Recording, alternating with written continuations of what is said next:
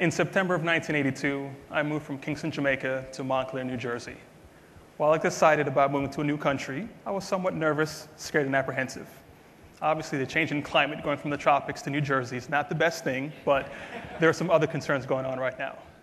By the time I'd start school that fall, this would be the 6th school that I'd attend before my 10th birthday. That means I was a new kid every single year, and actually a couple times during the same year as well. To deal with this constant change in my life, unbeknownst to me at a young age, I started creating coping mechanisms. I started building up walls and just keeping myself completely separate from people, learning how to detach emotionally from everyone and everything around me. Why get close? Every time I'd start, get some new friends, get a new relationship with a teacher or something like that, my world would get turned upside down because guess what? Time to move again. So why connect? Why get close? I realized at this young age, just keep on building. The walls get higher and higher. As I kept going through this, I realized that I was the only person I could count on. I had to survive and make sure that my grades were immaculate. My mother worked for the Ministry of Education, and guess what? Grades were the most important thing. It didn't matter what was going on at school. It didn't matter if I started school in the beginning of the year, middle of the year, end of the year. I had to step in on assigned material and excel. I had to become resilient. Now, fast forward this almost 30 years in the future. It's October 2010. Over the past 4 years, with realignments, changes in our company, I've had 9 different assignments in 4 years. 9. I'm not sure if it's due to my unique upbringing or the fact that I've had a chance to work with teams in respiratory, CVMed, and urology, but I realized something.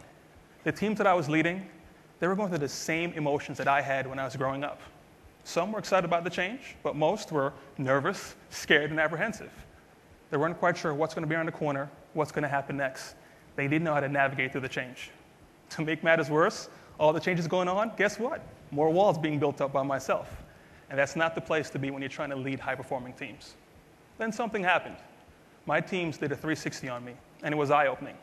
They were pleased with my analytical skills and my problem-solving skills.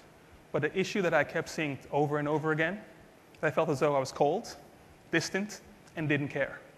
It was like it hit me with a ton of bricks, because I realized something. I was being the new kid all over again. Something had to change. I had to change. So I realized, let me start listening to my people. Started becoming more empathetic, more understanding. And what's funny, the more I did this, the better my teams became engaged. The more they started solving their own problems, coming to me and giving me ideas of what we should do. And it felt great. This is also a business, so we're trying to grow volume. So guess what? We grew volume as well. And we actually won Ruby Elite last year. It was an amazing feeling. So as we sit here this week, talking to each other, getting a chance to go and lead our teams next week, I ask for everyone to think about this. Am I creating an environment in which each member of my team is being heard? Am I creating a situation where my teams can become resilient problem solvers?